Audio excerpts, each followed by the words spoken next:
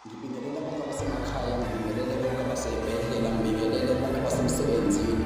Ngithi kulanga ngaphansi kohlelo #yakhulumisa TV, ngizothula i-motivation yami manje phezu kwempilo yomuntu osey'tsheliwe ukuthi ngeke kusenzeka lutho empilweni yakhe. Ngithi babalana-ke mbukele ekuseni. Ngithi ziningi izinto ezehlela abantu emndenini noma emphakathini kodwa bey'tshela ukuthi ngeke y'dlule.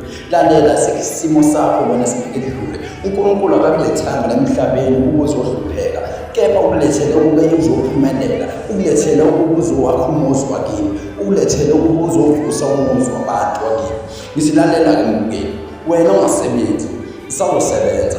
Yazi baningi abantu abagulayo abasemakhaya ngenxa yokuthi abasebenzi, bagulisa ukungasebenzi. Baningi futhi abantu abagulayo emakhaya ngenxa yokuthi-ke abanamali. Baningi futhi abantu abagulayo othandweni ngenxa yokuthi abatholanga lolu thando elifuna. Baningi abantu abagulayo ngenxa yemizi abahleli kuyona.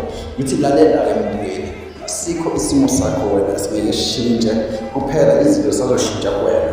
Ukuthi kuphela kuwena uthatha isifo isifake engqondweni, kanti isifo asiyo into ofuneka uyifake engqondweni. Yazi ukugula empilweni yomuntu kuqala engqondweni.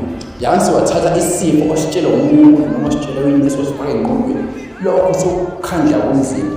Baningi ngoba ngisho baningi abantu abagulayo abahleli emakhaya uma umnike imali engavuka empilweni yakhe. Baningi abantu basey'bhedlela abagulisa ukungasebenzi.